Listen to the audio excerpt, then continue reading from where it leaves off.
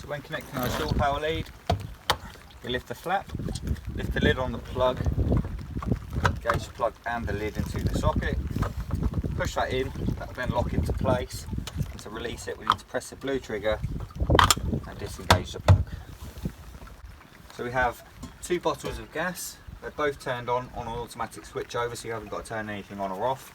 The thing we have to show you is the emergency control valve down here, so if you smell gas on board, isolate it there, give us a call and we'll be with you as soon as possible. So once we're plugged into shore power, we've got our multi-bus control, turn that to charger only. You'll then get 2 lights illuminate on here to show that your batteries are charging. That also gives you your immersion heater and your sockets. So when you're disconnecting, turn it off, and then when you're disconnected and you want to use the sockets for your microwave or your television or your mobile phone charging, turn it to the on position, and then you have power supply to your sockets. To operate your radio, top left hand corner there's a little button that says SRC. Press that for a couple of seconds.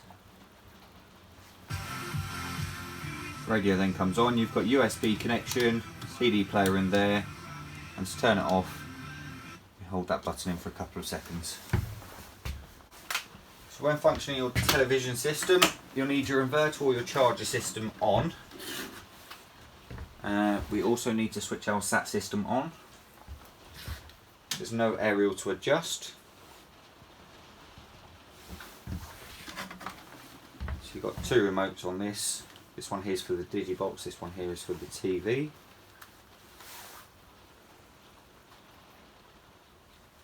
Just wait for those to open up, mate.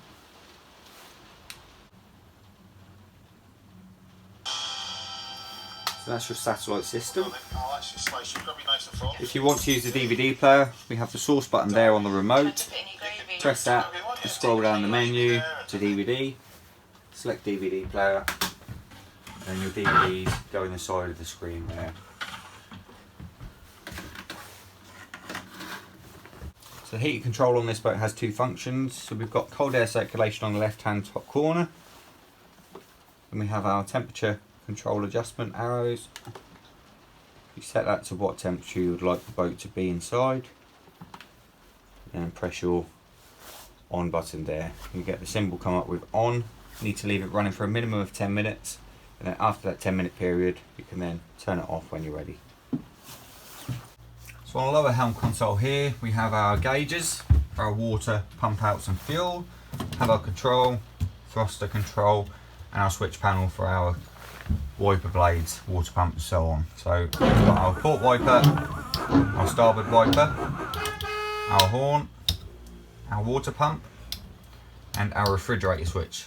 Remember not to switch that off whilst you're travelling.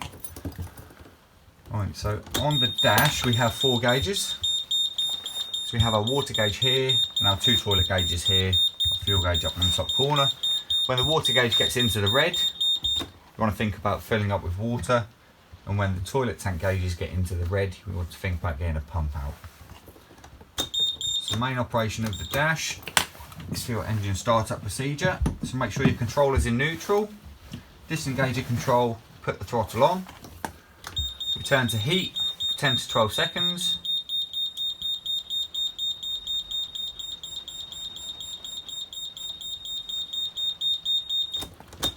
We then turn to start. So on your control panel here you have 5 lights. So the green light will be on whilst you're running. You have oil pressure, engine temperature, domestic batteries and engine batteries. If you get any of the red ones on whilst travelling, you need to moor up, cut the boat out and give us a call as soon as possible. So once we're running, you bring your control back into the neutral position. We then have forward gear and reverse gear in neutral position there. We have our bow thruster control, which only works when the engine is running. We've got starboard and port thrust on that. Finally, to stop your boat, press the stop button, turn your key into the off position. So to switch from lower helm to upper helm, we need our controls to be in neutral position. We can then disengage the helm lock that in. So now that's on the lower helm, and that there is on the upper helm. So when you want to use the toilet, we have a 4-switch control panel here. Before we use the toilet, we press the flush, so that'll fill the bowl with a little bit of water. Once we've done our business, we then either choose a quick flush or a full flush. Then once we've finished using the toilet completely, we press the empty button to drain away the fluids and empty the bowl. Whilst you're in the shower pump switch is there. Runs for a couple of minutes, so however long you're in the shower, you might just need to press it a couple of times to finish your shower off.